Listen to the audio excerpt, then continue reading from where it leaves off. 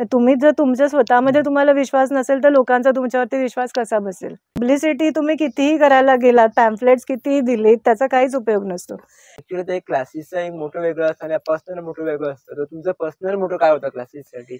क्लासेससाठी मला basically motor हा होता की माझ्याकडे 3 मुलांपासून पहिल्या वर्षी सुरुवात केली होती, ते आता माझ्याकडे 17-18 मुलं झाली आहेत. आणि जेव्हा आम्ही इंटरव्ह्यूसाठी जातो तेव्हा आमचे कपडे चांगले असायला पाहिजे, फॉर्मल असायला पाहिजे, लुक चांगला असायला पाहिजे. आणि थोड्यांना असं म्हणतात की लुक कपडे काय नाही, फक्त तुझी काम करण्याची पद्धत चांगली असली पाहिजे. तर बेसिकली काय ऍक्च्युली खरं आहे आणि कसं ऍक्च्युली असायला पाहिजे?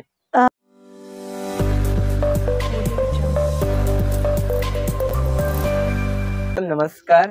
नमस्कार. खूप खूप स्वागत करतो मी गोमंत देवी या सिरीज मध्ये तुमचं मनपूर्वक परत एकदा तुमचं स्वागत करतो मी. या सिरीज मध्ये आम्ही ना फक्त एक गोव्यामध्ये जे विविध फिल्डामध्ये विविध कार्य करतात, अनेक कार्य करतात, एका बरोबर अनेक कार्य करतात, अशा महिलांची आम्ही मुलाखत म्हणू शकतात, त्याला तो इंटरव्ह्यू म्हणू शकतात, डिस्कशन कॅज्युअल असं आम्ही सगळं घेतो. सुरुवातीला ना आम्हाला तुमचं एक बालपण कसं होतं, तुमचे दिवस कसे होते ते आम्हाला जाणून घ्यायचंय. नक्की. सो मी माझा जन्म मुंबईचा आणि नवीन मुंबईमध्ये माझं बालपण गेलं. माझे वडील सिव्हिल इंजिनियर आणि त्याच्यामुळे मला इंजिनिअरिंग रिलेटेड फील्डमध्ये भरपूर पहिल्यापासून आवड होतीच. ड्रॉइंग आवडायचं मला लहानपणी आणि सो बेसिकली मी इंजिनिअरिंग केलं आहे इलेक्ट्रॉनिक्स अँड टेलिकॉम मुंबई विद्यापीठामधून. आणि त्याच्यानंतर आय वॉज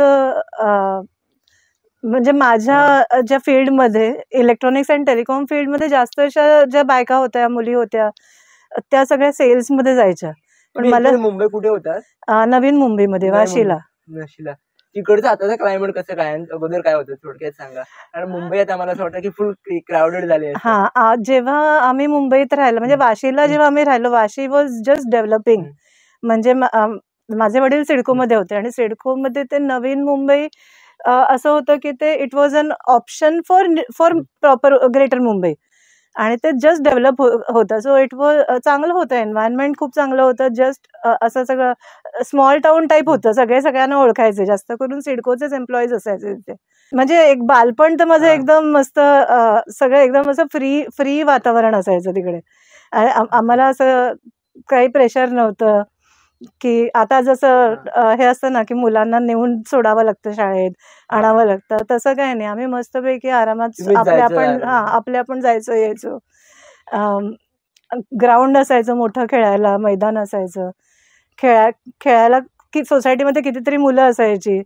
सो ते आताच आता तसं दिसत नाही. हो, आताचे एकदम ऑपोजिट. कॉलेजमध्ये मी Bharati Vidyapeeth college of engineering मधून इंजिनिअरिंग केलं मी, BE in electronics and telecom. आणि 1995 मध्ये मी पासआउट झाले. सो त्यावेळी माझं जे माझ्या फील्डमध्ये ज्या मुली होत्या त्यांनी जास्त करून सेल्स जॉब्स घेतले. मला तेव्हा सेल्समध्ये इंटरेस्ट नव्हता अजिबातच. सो मी विचार केला आपण काहीतरी शिकूया, कम्प्युटर्स वगैरे शिकूया वगैरे असं म्हणून. सो पण त्यावेळी अशी परिस्थिती नव्हती की मी अजून काही वर्ष घालून शिक्षण घेऊ शकेन. सो मी विचार केला की आपण कम्प्युटर रिलेटेड फील्डमध्ये डायरेक्टली जाऊया आणि तिथूनच काय शिकता येईल ते शिकूया असं म्हणून मी गेले हार्डवेअर आणि नेटवर्किंगमध्ये. लिटरली मी कम्प्युटर्स असेंबल करायचे, विकायचे. सो सुरुवातीला मी जॉब केला ॲज अ ट्रेनी आणि नंतर मग for a short period of time me actually computers आणि प्रिंटर्स असेंबल वगैरे करून विकले पण. वाटत नाही साधारण 1 वर्षभर तरी मी माझं स्वतःचं पण केलं. पण मग मी नंतर मी आणि माझी एक मैत्रीण होतो, आम्ही दोघींनी मिळून केलं.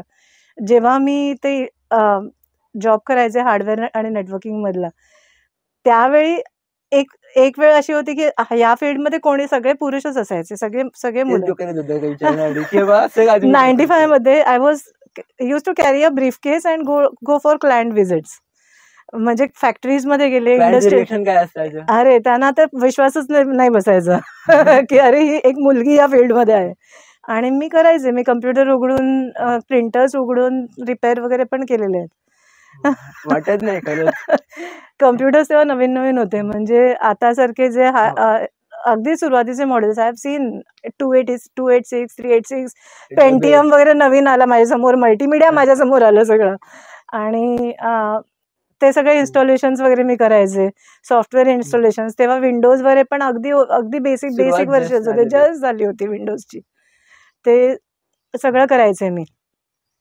आणि नंतर मग मला विचार केला मी सॉफ्टवेअरमध्ये जाऊया असं. पण मी प्रोग्रामिंग पण मी साईड बाय साईड शिकत होते. पण मग लग्न करून गोव्याला आले. गोव्याला येऊन सुद्धा मी सिस ॲडमिन होते एका कंपनीमध्ये मडगावच्या. It was a call centre. एकदम क्लायमेट चेंज झाला असेल. हो, खूपच. तिकडचं जे रश असायचं, तिकडचं जे धावपळ हेक्टिक लाईफ होतं ना, ते नव्हतं इथे सुरुवातीला. तसंच इनफॅक्ट मी झेनिथ कम्प्युटर्समध्ये जायचे. प्रवास खूप होता, तर तो प्रवासामध्ये पण डिफरन्सेस खूप होते बाय द वे, तिकडच्या आणि इकडच्या आणि त्यावेळेच्या प्रवासामध्ये. कारण बसेस 2 चेंज कराव्या लागायच्या. ते बसनी जाताना ते वळणांचे रस्ते.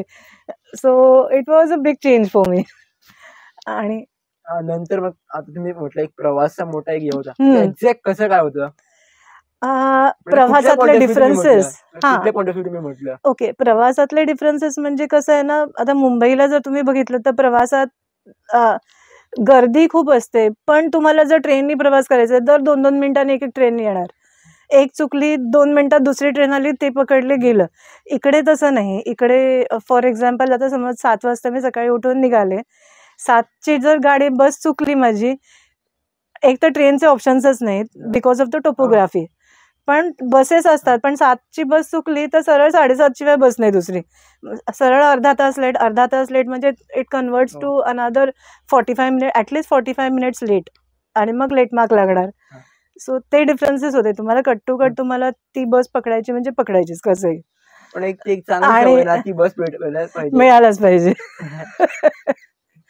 नंतर तुमचं गोव्यामध्ये आला म्हटलं एक मोठा चेंजेस काय झालं गोव्यात तुम्हाला?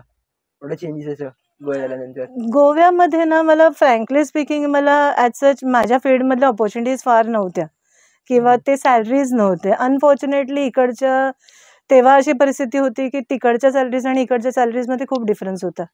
सो तो एक अनुभव मी घेतला. पण वातावरण वाईज ते तिकडचं जे पोल्युशन नाही इकडे अजिबात. इकडचं क्लायमेट म्हणा किंवा इकडचं ज्या पद्धतीने लोक राहतात, आरामात सुशेगात असतात, किंवा म्हणजे जे नेचर इथे बघायला मिळतं ना, तो अनुभव मला खूप आवडतो इकडचा. Relax. Yes.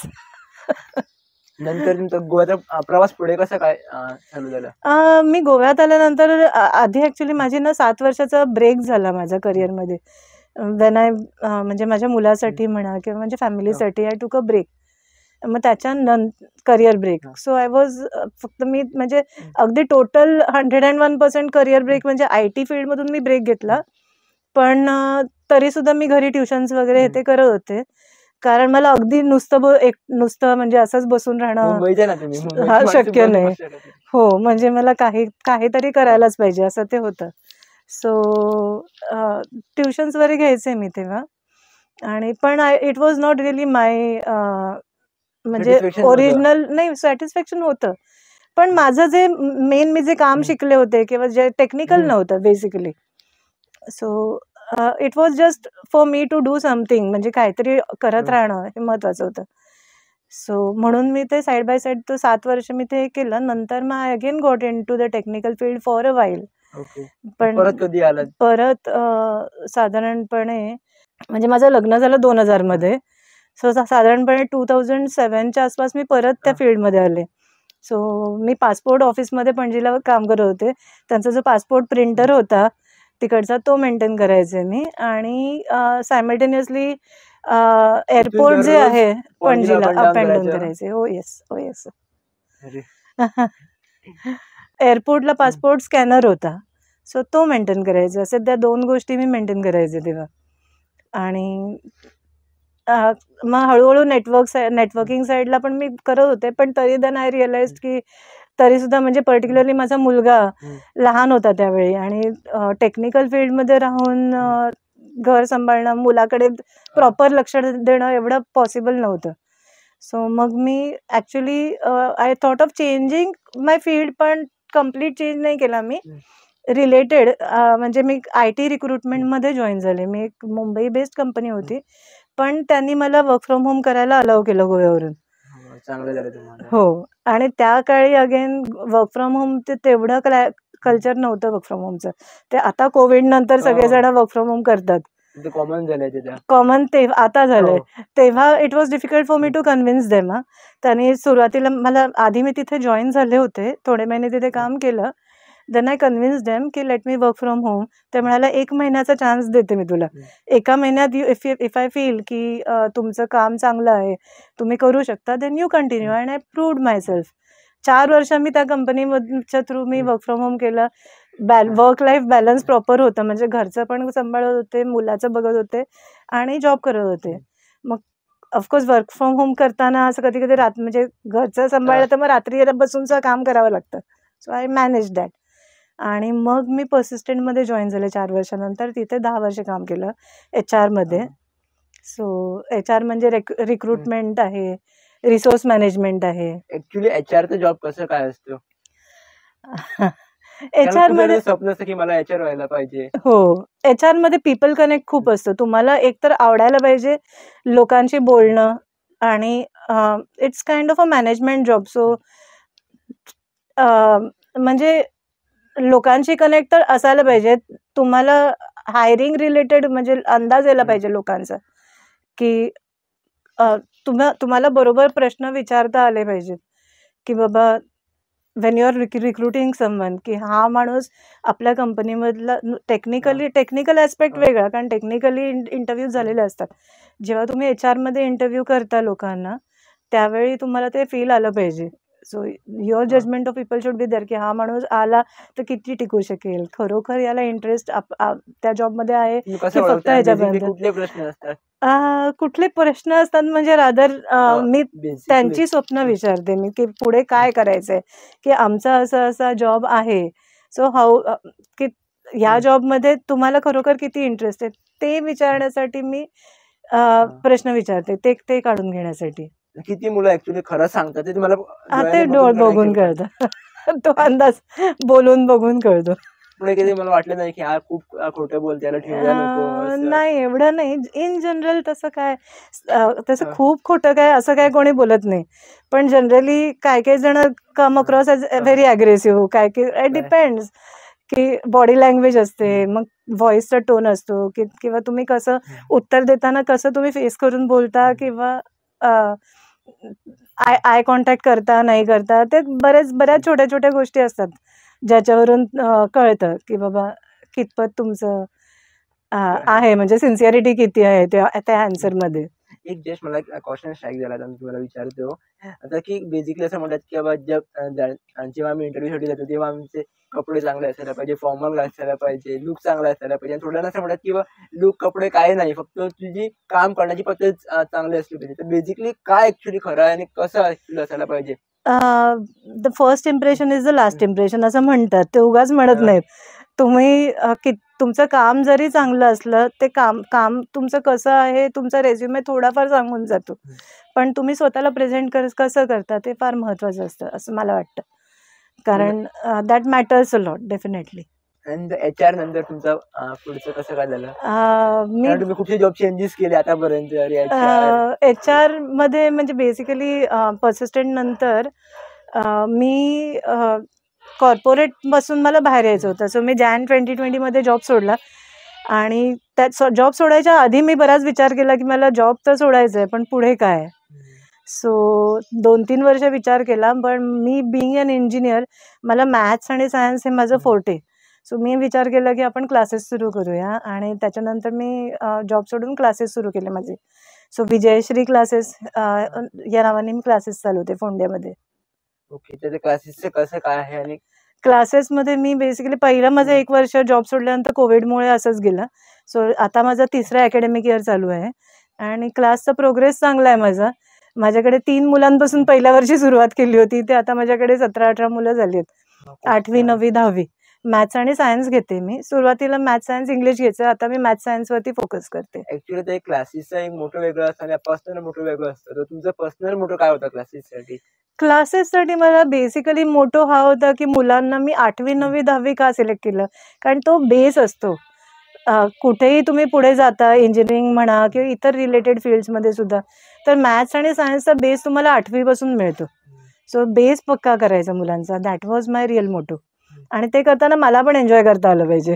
So I enjoy teaching. आणि माझं लोकांशी इंटरॅक्ट करणं, माझं मुलांबरोबरचं कनेक्शन, या गोष्टी मला खूप आवडतात. सो माझी मुलं मला घाबरत नाहीत ना, frankly. They feel like I am a friend. माझ्याबरोबर खूप काय काय शेअर पण करतात माझी मुलं.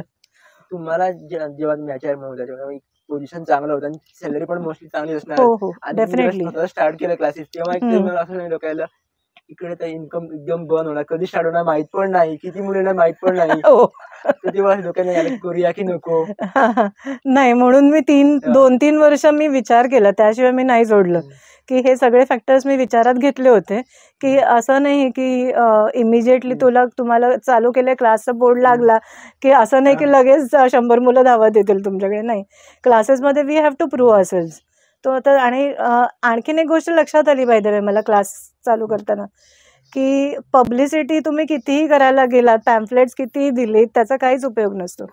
So mouth publicity is the main thing. माझ्याकडे जे हो, mouth publicity is the real publicity. म्हणजे माझी मुलं माझ्याकडे येतात, त्यांचे पेरेंट्स बघतात ते कसे शिकतात, त्यांचा प्रोग्रेस कसा आहे, based on that they recommend you to others, आणि मग मुलं वाढतात. आणि कसं तुम्ही म्हटलं की तुम्हाला 3 वर्ष तुम्ही गॅप घेतली होती एक प्लॅनिंगसाठी किंवा विचार करण्यासाठी. एक प्लॅनिंग एक वेगळंच असतं, जेव्हा स्टार्ट होते तेव्हा पूर्ण रिझल्टच वेगळा देतो. प्रॅक्टिकल पूर्ण वेगळं, किती पण प्लॅन करा. तर तुमचं तसं काय झालं ते पुढे? ऍक्च्युली ॲज सच माझं ते कोविडमुळे सगळं हे झालं, कारण मी जे प्लॅन केलं होतं 2020 मध्ये, म्हणजे एप्रिल 2020 पासूनच्या बॅचेस चालू करायच्या, त्या पहिली गोष्ट झाल्या नाहीत. आणि आणि थँकफुली मी तेव्हा क्लाससाठी जागा घेणार होते. आधी जॉब सोडल्यावर क्लाससाठी जागा सगळा सेटअप करणार होते. त्यापैकी खुर्च्या बिरच्या सगळं घेतलं पण मी ऑलरेडी. फक्त जागा रेंटवरती बघायची सुरुवात होती, पण मार्चमध्ये कोविडचा पहिला लॉकडाऊन सुरू झाला. सो पहिले माझे प्लॅन तिथेच फिसकटले. So I had to wait 1 year. So that was okay. म्हणजे माझी शेजारची एक मुलगी होती, ती फक्त होती माझ्याकडे क्लासला शिकायला. बाकी एक इंजिनिअरिंगचा डिप्लोमावाला स्टुडंट होता माझा, तेव्हा मी त्याला हेल्प केली त्याचे सब्जेक्ट क्लिअर करायला. आणि तो डिप्लोमाचा मेकॅनिकल इंजिनिअरिंगचा स्टुडंट बाय द वे. आणि I taught him applied mechanics. So which was म्हणजे टोटली डिफरंट सब्जेक्ट. आणखी पण 1-2 सब्जेक्ट शिकवले जे माझे नव्हते, ते मी स्टडी केले आणि शिकवले. त्या वर्षात मला कोविडच्या वर्षात फार काही काम नव्हतंच ना, त्याच्यामुळे आय कुड मॅनेज दॅट. आणि असं एखादं होतं ना की आपल्याला मुलं एक्झामच्या वेळी जास्त स्टडी करतात, तुमच्यावरती पण प्रेशर जास्त येतो. हो डेफिनेटली. तेव्हा ऍक्च्युली तुम्ही तुमचं मॅनेजिंग शेड्यूल कसं काय असतो? नाही, माझं कसं असतं ना, मी माझ्या मी माझे प्रत्येक जेव्हा सब्जेक्ट म्हणजे मॅथ्स असू दे किंवा सायन्स असू दे, एक चॅप्टर संपला की टेस्ट घेते मी त्यांची मुलांची. So I know where they are. So प्रत्येक चॅप्टर नंतर टेस्ट असतात, आणि त्यांच्या एक्झाम पिरियडच्या आधी मी त्यांना प्रॅक्टिस पेपर्स भरपूर सोडवून घेते त्यांच्याकडून. सो आणि त्यांना टाइमटेबल करून देते, पर्सनलाइज टाइमटेबल मी मुलांना शक्यतो करून देते. And I do it at the start only. की पण त्यांना काही टिप्स आणि हे देते जे मी माझ्या मला ॲक्च्युली माझा जो एक्सपिरियन्स आहे कंपनीमधला मॅनेजमेंटचा, तिथून मला फायदा झाला. सो त्या टिप्स मी मुलांना देते की टाइम मॅनेजमेंट कसं करायचं. ओके, बेसिकली दोन्ही वेन तयार करते डेफिनेटली. आणि कसं मला क्रॉस क्वेश्चन करायचं आहे की आता फ्युचर आमचं डिजिटली तयार होत आहे. हो, मुलं जास्त डिजिटली शिकतात. तर तुम्हाला एक क्लासेसला एक मार नाही बसणार का? की कारण मुलं जास्त डिजिटली पण शिकणार, जास्त डिजिटली पण शिकवतात खूप जण, डिफरंट सब्जेक्ट डिफरंट. तिकडे तुमचा कसा काय विचार आहे? नाही, ॲक्च्युली मला असं वाटत नाही, कारण इनफॅक्ट मी स्वतः सुद्धा माझे मी क्लासेसचं रेकॉर्डिंग करून मी यूट्यूबवरती वगैरे टाकलेलं आहे. आणि माझे ऍक्च्युली मुलं मला सांगायची की एखाद्या वेळी मी रेकॉर्डिंग चालू नाही केलं की टीचर चालू करा, कारण ते परत बघायचे जाऊन, म्हणजे एखादी गोष्ट नाही समजली परत जाऊन बघितलं. सो ते केलेलं आहे. आणि डिजिटल मला फायदा, मी माझा लॅपटॉप वापरते, प्रेझेंटेशन्स करते. सो माझे पण क्लासमध्ये असं नाही की फक्त बोर्डवरती शिकवते मी. So I take help of the technology. कारण म्हणत की डिजिटलला आम्ही स्वीकारलं पाहिजे. हो डेफिनेटली. कारण हल्ली कसं झालं की audio visual is a important thing, की ज्याच्यामधून ते अंडरस्टँडिंग डेव्हलप होतं मुलांचं. सो मी दाखवते, कधी कधी मी माझ्या मुलांना हे पण दाखवते, व्हिडिओज दाखवते. एखादी गोष्ट पर्टिक्युलरली फॉर एक्झाम्पल मोटर वगैरे कसं चालतं किंवा तर ते दाखवायला असं बोर्डवरती दाखवून होत नाही. So I have to take help of videos. ते करते मी. आणि ऍक्च्युअली ते प्रॅक्टिकली शिकणार आणि डिजिटल शिकण्यामध्ये काय मोठा डिफरन्स आहे तू जरा सांगा.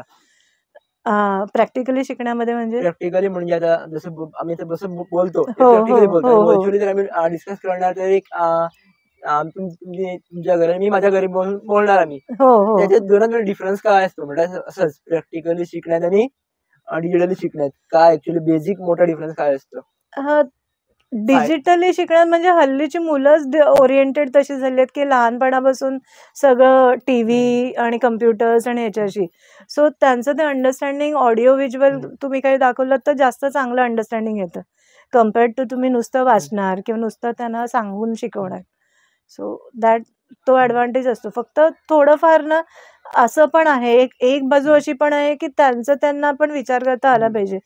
म्हणजे कंटिन्युअस बघा एखाद्या व्हिडिओचाच किंवा ऑडिओ एव्हीचाच तुम्हाला वापर करून ते एक काइंड ऑफ क्रचेस नाही होता का? मग कंटिन्युअस तेच माध्यम बरोबर पण नाही. आता तुम्ही बेसिकली सगळेच फील्ड बघितले आहे आणि खूपशे तुम्ही इंटरव्ह्यूज घेतले आहे, तुम्हाला असं वाटत नाही की बाबा स्वतःचं काहीतरी वेगळं करावं म्हणजे असं का बिझनेस येते म्हणजे ते डोक्यात ऍक्च्युअली होतं ना की मला पण एक एंटरप्रेन्युअर व्हायचं आहे, काहीतरी वेगळंच करायचं आहे, तर तुमच्या डोक्यात कसं काय चालतं ऍक्च्युअली माइंडसेट कसं काय चालतो आता एवढी नॉलेज घेतल्यानंतर? ते जाणायचं होतं. अच्छा, नाही ऍक्च्युली कसं आहे ना की आता सध्या तरी in terms of classes, so क्लासेसमध्ये मी आता माझी आय एम लाईक अन म्हणजे आता ह्याच्या पुढे जाऊन मुलं वाढतील तेव्हा मी आय कॅन हायर टीचर्स. हा विचार मी केलेला आहे की हायरिंग इज वन थिंग, किंवा मला असिस्टंट म्हणून माझ्या नोट्स तयार करायला वगैरे अशी लोक मी हायर करून पुढे ते क्लासेस जसे वाढतील तसे ते करायचंय मला. पण I don't want to lose touch with teaching कारण टीचिंग इज अ पॅशन. मी सगळीकडे शिकून आलात. हो, सगळ्या गोष्टी मला वाटते की असं काहीतरी गोव्यात खूप कमी वेळ असणार जेव्हा डिफरंट फील्ड मध्ये नॉलेज घेऊन जे मुलांना एक असं येतात. बरोबर, आसानी से मिलती वो चीज हमें उसका व्हॅल्यू करना आना चाहिए. खरंय. पण तसं बघितलं तर बिझनेस ॲज सच वेगळा बिझनेस अपार्ट फ्रॉम टीचिंग पण माझे काही प्लॅन्स आहेत जे मी सध्या चालू करते. करा, नक्कीच करा. की मी ॲक्च्युली आता as such as a housewife म्हणा किंवा as a mother, as a wife I have been doing cooking. म्हणजे पण मला आणि म्हणजे असं हो व्यवस्थित. म्हणजे मी आता काय करते की कुकिंगमध्ये पण म्हणजे आय मीन फूड बिझनेसमध्ये पण मी आता जाते. सो आता लवकरच माझं होपफुली बाय दिवाळी माझं ते एक हे सुरू होणार आहे फोंड्यामध्ये, चाट आणि ज्यूस सेंटर आम्ही चालू करतोय. चाट आणि ज्यूस सेंटर म्हणजे काय म्हणतात एक मनात एक काय म्हणतात पसंदीदा. येस. गोव्यामधले जी समज बायकांना किंवा मुलींना स्पेशली बिझनेस मध्ये जायचं असेल किंवा आपलं वेगळं काहीतरी करायचं असेल त्यांचं बेसिकली माइंडसेट कसं असायला पाहिजे? सगळ्या गोष्टी माइंडसेटवरती डेफिनेटली असतात. पहिली गोष्ट रिस्क घेता आली पाहिजे. म्हणजे असं नाही की तुमचा डे 1 ला बिझनेस सुरू होईल.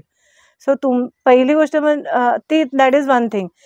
दुसरी म्हणजे की तुम्हाला मुळात पहिल्यापासून वाटायला पाहिजे की आपण काहीतरी असं वेगळं करायला पाहिजे. तो कॉन्फिडन्स तुमच्यामध्ये असायला पाहिजे.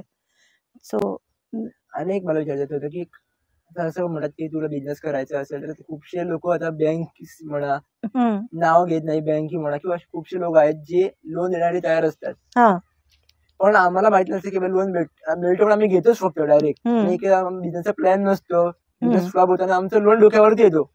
इकडे आम्ही कसं सांभाळून राहायला पाहिजे, स्पेशली बिझनेस करताना लोन घ्यायला पाहिजे की नको घ्यायला पाहिजे, कसं काय करायला पाहिजे, कॅल्क्युलेटेड रिस्क बेसिकली प्रश्न कशी घ्यायची. सो कसं आहे ना, बिझनेस जर तुम्हाला कुठलाही करायचा तर लोन ऍक्च्युली आयडियली महत्वाचं आहे लोन, पण तुम्ही तुमचे प्रोजेक्शन्स तुम्हाला व्यवस्थित करणं, की तुमचं आधी तुम्ही मार्केटचा स्टडी करायला पाहिजे, की तुम्ही जो काय तुम्ही either you sell product or you sell service.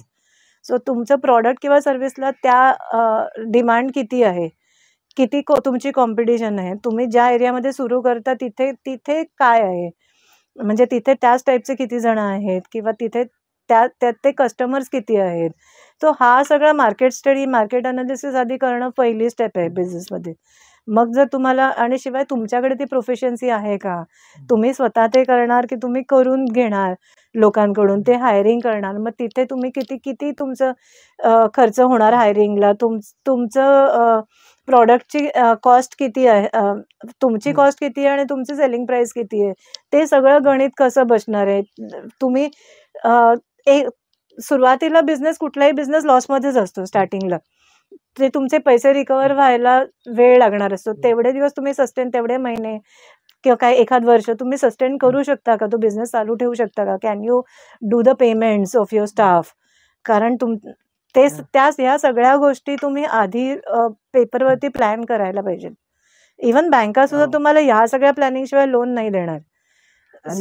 Actually जेव्हा स्टार्ट केलं क्लासेस, तुम्ही सांगितलं की स्टार्टिंग मुलं खूप कमी आली होती, तुम्ही होल्ड केलं मुलांना, 1-2 मुलांना किंवा असं पद्धतीने होल्ड केलं.